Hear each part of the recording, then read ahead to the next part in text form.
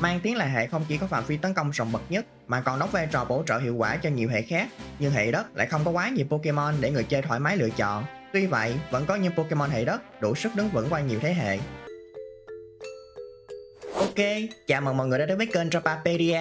Rất vui khi gặp lại mọi người. Mình là Naito, thực tập sinh nghiên cứu về Pokemon, và đây là cộng sự của mình, Rotom. Hôm nay mình xin gửi đến mọi người video xếp hạng Pokemon hệ đất để xem đâu là loại khỏe khoắn nhất nha. Những thông tin sau đây là sự tổng hợp nên khó tránh thiếu sót. Rất mong sẽ được mọi người góp ý ở phần bình luận bên dưới. Đây cũng là lời mời gọi dành cho những bạn chưa đăng ký kênh. Hãy nhớ ta đăng ký để không bỏ lỡ những nội dung sắp tới. Không mất thời gian nữa, chúng ta cùng xem video thôi nào.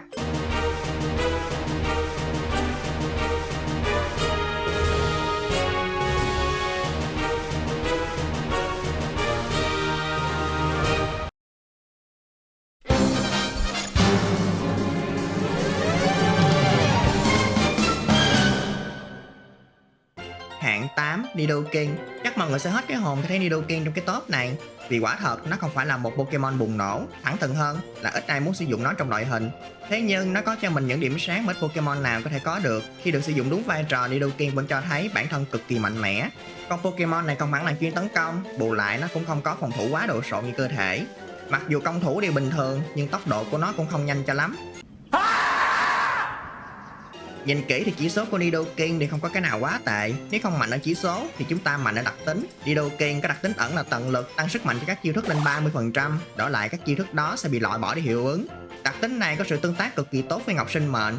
Vật phẩm giúp tăng cường sức mạnh cho các chiêu thức tấn công, có kèm hiệu ứng là rút 10% máu của Pokemon thi triển mỗi khi đánh trúng mục tiêu. Nhưng khi Ngọc Sinh Mệnh kết hợp với tận lực ở trên cùng một Pokemon, chúng ta ngoài nhận được lợi ích gấp đôi thì không cần phải trả bất kỳ chi phí nào.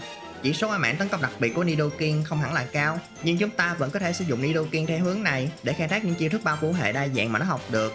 Đa phần trong số chúng là các chiêu tấn công đặc biệt, đó là chiêu nói các chiêu này có hiệu ứng phụ, mà phần lớn thì chỉ khoảng chừng 10% đến 20% cơ hội thành công, nên chẳng cần phải tiếc nuối làm chi khi loại bỏ những hiệu ứng đó.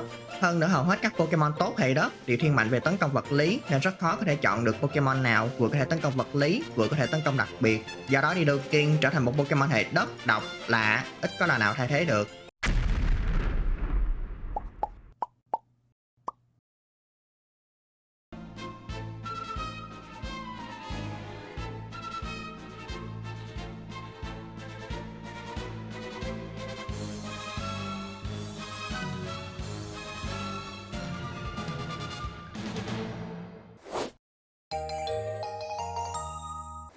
Hạng 7, Raidon. Mọi người là giật bắn người nữa rồi đúng không? Đem so với Nidoking thì Raidon có lý do được góp mặt trong top này hơn. Vì nó có một dạng tiến hóa nữa là Rhyperior. Về mặt lý thuyết, tất nhiên chỉ số của Raidon hoàn toàn không sánh bằng Rhyperior, nhưng đáng tiếc là ít ai chịu sử dụng dạng tiến hóa này của nó lắm. Và với những trường hợp kiểu này, vật phẩm tốt nhất đi chung với Raidon chắc chắn là Kỳ Thạch tiến hóa. Khi đeo vật phẩm này, bất kỳ Pokemon nào chưa tiến hóa hoàn toàn, chỉ số phòng thủ vật lý và phòng thủ đặc biệt của chúng đều sẽ được tăng lên 50%. Cả ba đặc tính của nó đều có thể lựa chọn để sử dụng tùy theo mục đích của người dùng. Muốn khai thác sức tấn công tận 130 theo hướng an toàn và ổn định, nên chọn cứng đầu, không sợ bị sát thương phản lại từ các chiêu như xả thân công kích. Chọn đặc tính liều lĩnh, tăng cường sức mạnh cho các chiêu thức có sát thương phản lại đến 20%. Đồng nghĩa là Raidon cũng sẽ chịu được sát thương phản lại nhiều hơn bình thường. Cuối cùng, đặc tính được Raidon sử dụng nhiều nhất cột thu lôi, phiên bản hệ điện của dẫn nước, hút tất cả chiêu thức hệ điện về phía Raidon và tăng thêm một bậc chỉ số tấn công đặc biệt, một chỉ số vốn dĩ không cần thiết với nó lắm. Tuy vậy, đặc tính này có thể giúp cho Raidon bảo kê đồng đội. Flutterman sẽ không cần phải sợ bị tê liệt nữa. Raidon thật sự không thể nào tận dụng được stat hệ đá của mình, vì những chiêu hệ đá đáng sử dụng đều có nguy cơ đánh trượt. Đổi lại Raidon cực kỳ chậm, cho nên nó sẽ trở thành một Pokemon rất tốt để sử dụng trong căn phòng tiểu xảo, chịu không gian giúp cho Pokemon chậm được tấn công trước. Raidon không hẳn là một Pokemon quá xuất sắc của hệ đất, nhưng nếu bạn cần một cái khiên, nó vẫn là một lựa chọn không tệ. Hạng 6, Krookodile. Krookodile được sử dụng nhiều nhất nhờ vào đặc tính hăm dọa, một trong những đặc tính có giá trị và linh hoạt nhất hiện nay. Nếu bạn không tin, hãy nhìn về phía Incineroar, tới giờ nó vẫn ro và mặt không biết bao nhiêu Pokemon ngoài kia. Chỉ số của Krookodile khá tốt, thủ không hẳn là quá trâu nhưng đủ để cầm cự. Khi có kèm đặc tính hăm dọa, yên tâm, nó sẽ khó mà bị hạ gục chỉ bằng một đòn. Tốc độ vẫn đủ nhanh để đối đầu với những Pokemon có tốc độ trung bình, và khả năng gây sát thương của nó vẫn tốt. Chúng ta có thể cho Krookodile đi chung với những Pokemon có khả năng set up chỉ số, rồi trao lại sự thay đổi chỉ số đó cho đồng đội bằng tiếp sức. Krookodile có thể tận dụng được đà lớn tới.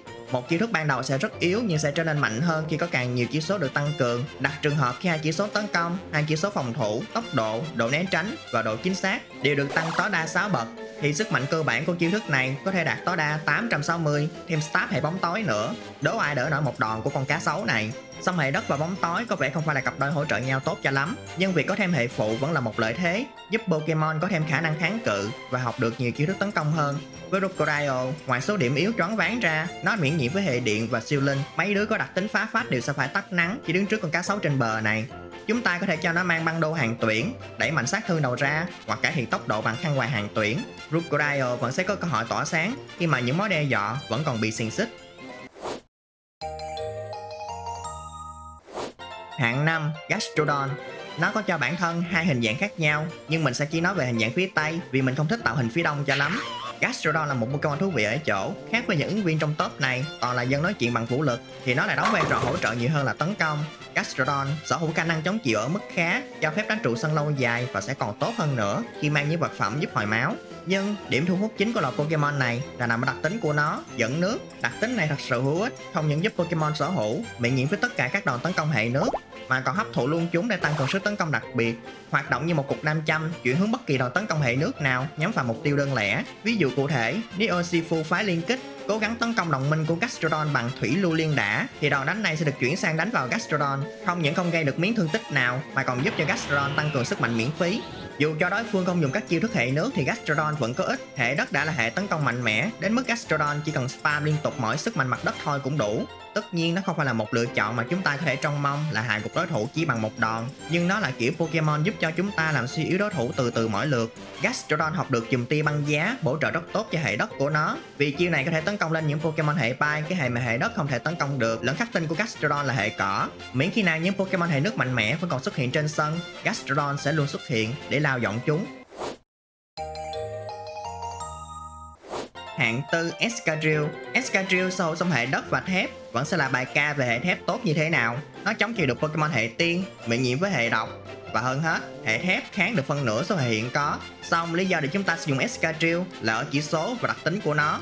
Bới cát, đặc tính này giúp tăng gấp đôi tốc độ của Pokemon trong bão cát, và Excadrill gần như là Pokemon có thể tận dụng đặc tính này nổi trội nhất, vì được tăng tốc độ dưới thời tiết không hề hiếm, và có nhiều Pokemon để lựa chọn cho tắm nắng hoặc tắm mưa. Nhưng trong bão cát, chúng ta hầu như chỉ có mỗi Excadrill.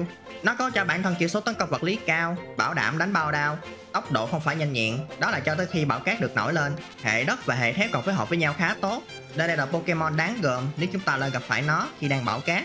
Đồng đội chí cốt của Excadrill muôn đời vẫn sẽ là Tyranitar. Cả hai có song hệ tuy khác nhau mà hết ba hệ của chúng là đã không bị nhận sát thương trong bão cát. Vật phẩm lựa chọn nên là giải băng hào khí để tránh rủi ro, hoặc đơn giản là cần tới 2 đòn để hai của con chuột chuỗi mỏ nhọn này. Có thể cho nó ra trận khi bão cát đã nổi lên, xử lý những đứa đang hấp hối, hoặc đe dọa chúng bằng đầu sắt, đá lở. Excadrill có thể tự tăng chỉ số tấn công cho bản thân bằng vũ điệu kiếm, hoặc nhanh gọn hơn là gây sát thương diện rộng bằng các chiêu hệ đất. Nếu không muốn phụ thuộc hoàn toàn vào thời tiết, Excadrill vẫn có một phương án nữa là đặc tính phá cách. Đặc tính này cho phép Pokemon lơ luôn đặc tính của đối thủ. Lúc này Excadrill sẽ có bạn đồng hành mới là Togekiss. Nó là một hỗ trợ nguy hiểm, có thể khiến cho Pokemon đối phương bị choáng với nhát chém không khí, chuyển hướng đòn tấn công bằng ngón gọi mời, thậm chí quấy rối bằng ngáp. Vì mang hệ bay nên Togekiss miễn nhiễm với những chiêu đánh lan hệ đất của Excadrill. Mới đây Excadrill có thêm dạng Mega và sở hữu đặc tính mới là mũi khoan xuyên thấu, một phiên bản khác của vô hình quyền. Mega Excadrill được quyền tấn công xuyên lớp bảo vệ, nhưng chỉ gây 25% sát thương gốc. Dù ở dạng nào hay đặc tính nào, Excadrill vẫn sẽ luôn càn quét sân đối phương bằng mũi khoan không rỉ của mình.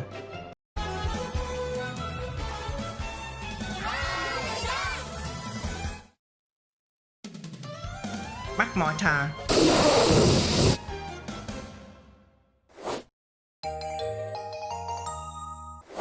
Hạng mục danh dự xin gọi tên những gương mặt sau đây. Mamosquine đủ sức đe dọa những gương mặt nguy hiểm bằng những chiêu thức hệ băng và hệ đất của mình. Hai đặc tính của nó đều hỗ trợ tốt cho cả tấn công lẫn phòng thủ. Mọi người có thể xem thêm về Mamosquine ở top 8 hệ băng nha. Tiên Lưu là một Pokemon hỗ trợ rất tốt với đặc tính phạt tai ương, cặp bài trùng với Zamazenta dạng thuẫn vương. Nhưng khi những Pokemon như Urshifu và Incineroar xuất hiện thì Tiên Lưu dần dần mất đất diễn. Golux mang chỉ số tấn công cao kết hợp với đặc tính 5 đấm sắt, mọi cú đấm của nó đều gây cả đống sát thương lên mục tiêu. Thêm việc Golux có thêm dạng Mega và đặc tính mới là vô hình quyền, thì dù đối thủ có nắp sao bảo vệ cũng sẽ phải ăn đấm không trượt phát nào. Hạng 3, Ursaluna. Tuy chỉ mới ra mắt, chú gấu mặt trăng này đã cho thấy bản thân là một Pokemon rất là mạnh, dù là ở dạng thường hay là dạng trăng máu. Khác với Gastrodon, cả hai dạng chỉ khác nhau mỗi cái giao diện. Hai dạng của Ursaluna lại có những điểm khác biệt trong cách sử dụng.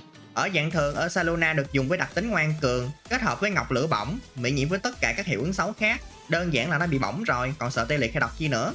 Nó có thể tận dụng chiêu staff hệ thường của mình là gắn gượng, chiêu thức không mạnh, nhưng quy lực sẽ được tăng gấp đôi nếu Pokemon thi triển đang bị trạng thái xấu. Từ một chiêu thức yếu, gắn gượng khi được sử dụng bởi Ursaluna đã được nâng cấp thành chiêu thức mạnh siêu cấp. Nó thậm chí có thể hạ gục những Pokemon siêu cứng như Among Us chỉ bằng một cú gắn gượng. Dùng động đất gây sát thương lan rộng. Nếu không muốn đồng đội bị vạ lây, có thể đổi sang đâm đầu lỡ đất, một chiêu thức tấn công mạnh nhưng sẽ bị giảm một bậc hai chỉ số phòng thủ sau khi Pokemon đánh trúng đích. Nó không khác gì đánh giáp lá cà phiên bản hệ đất cả. Ursaluna dạng trăng máu có lối chơi khác hơn một chút, vẫn là chú gấu chậm chạp khi tấn công, nhưng lần này là tập trung vào mảng tấn công đặc biệt. Một điểm hiếm thấy ở các Pokemon hệ đất, nó có cho mình một chiêu thức độc quyền được gọi là quyết quyệt. Một chiêu thức hệ thường mạnh ngang ngửa với chùm tia hủy diệt, không bao giờ trượt. Điểm yếu duy nhất là không thể sử dụng 2 lượt liên tiếp, không hẳn là bất lợi lắm, vì Ursaluna vẫn còn có những chiêu thức khác như sức mạnh mặt đất hoặc âm cao tầng. Hệ thường không thể tấn công các Pokemon hệ ma, nhưng riêng chú gấu trăng máu này có thể phá vỡ quy tắc đó nhờ vào đặc tính tâm nhãn, không chỉ cho phép nó bỏ qua những thay đổi về tỷ lệ né tránh và ngăn bất kỳ hành động giảm độ chính xác nào của mục tiêu, mà các chiêu thức hệ thường có thể đánh luôn cả Pokemon hệ ma. Cả hai dạng của Ursaluna đều rất thành công trong căn phòng tiểu xảo, chúng gây cả đống sát thương ở cả hai mảng và thật sự rất khó để đối phó ở bất kỳ format nào mà chúng được phép sử dụng. Áo quân Landorus. Tương tự Ursaluna, Landorus cũng có hai dạng khác nhau và có những điểm mạnh riêng của chúng. Nổi tiếng nhất hẳn là Landorus dạng hình thái linh thú, từng được mệnh danh là Pokemon mạnh nhất mọi thời đại, cho đến khi những Pokemon mạnh nhất mọi thời đại khác xuất hiện. Nó sở hữu hai chỉ số tấn công cực cao cùng sức chống chịu tốt, tốc độ mức khá. Đặc tính nó có chính là hăm dọa, và một lần nữa đây là đặc tính đa năng và hữu dụng nhất khi thi đấu. Landorus sở hữu bảy chiêu thức đa dạng đến khó tin, từ sức mạnh điên rồ, đánh văng cho tới cả đánh bài chuồng. Đây là một chiêu thức rất quan trọng, giúp Landorus thoải mái ra vào sân, thăm dò chiến thuật của đối phương, cũng như kích hoạt là đặc tính hăm dọa khi ra sân lần nữa. Mặc dù không phải là chiêu thức mạnh, nhưng đủ để Landorus đối phó với khắc tinh của mình là Reselia, Pokemon trâu hơn so với vẻ bề ngoài. Nó miễn nhiễm với những đòn tấn công hệ đất của Landorus và có thể tấn công ngược lại Landorus bằng những chiêu hệ băng. Nhờ đánh bài chuồng, Landorus có thể gây một ít sát thương lên Reselia, cũng như giữ an toàn cho bản thân khi là đứa ra đòn trước. Landorus không học được bất kỳ chiêu hệ bay nào thật sự tốt. Mình nói thật đó, nó không học được bất kỳ chiêu hệ bay nào khác ngoài bay lượng. Dù là vậy, nó có thể sử dụng các chiêu hệ bay thông qua Zimu, Dynamax hay giờ là Terra. Landorus dạng hình thái hóa thân chắc khó mà sánh bằng dạng linh thú, nhưng nó vẫn có sự nguy hiểm riêng khi nó là Pokemon hệ đất tấn công mạng đặc biệt mạnh nhất mọi thời đại. Bởi vì tương tự như Nidoking, Landorus dạng hình thái hóa thân sở hữu đặc tính tận lực kết hợp với ngọc sinh mệnh đi chung với sức tấn công đặc biệt cao. Landorus vẫn đảm bảo sẽ mang tới lượng sát thương khổng lồ mà không phải lo sợ bị hăm dọa. Landorus và Landorus chắc chắn là hai trong số những Pokemon hệ đất mạnh nhất từng được giới thiệu.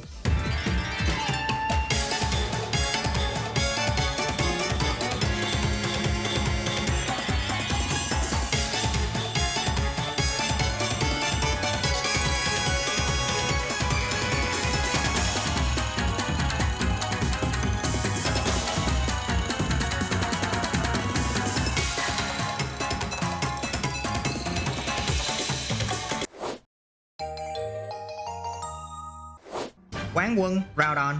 Landorus đã mạnh nhưng Pokemon hệ đất nguy hiểm nhất vẫn mãi là Groudon. Có thể xem nó là Pokemon tốt nhất, không chỉ so với những Pokemon ở top hệ đất này, mà lại còn so với dàn Restricted Pokemon hay Pokemon bị hạn chế. Những Pokemon chỉ được phép sử dụng trong những format cụ thể cho phép chúng được xuất hiện. Tiếp tục vẫn là câu chuyện về một Pokemon có hai hình dạng. Hình dạng nguyên thủy của Groudon khá tương đồng với tiến hóa Mega, nhưng mạnh hơn rất nhiều. Trong hình dạng này, Groudon vô cùng bá đạo. Dẫu việc nó có thêm hệ lửa khiến nó nhận 2 lần sát thương từ hệ đất, 4 lần sát thương từ hệ nước.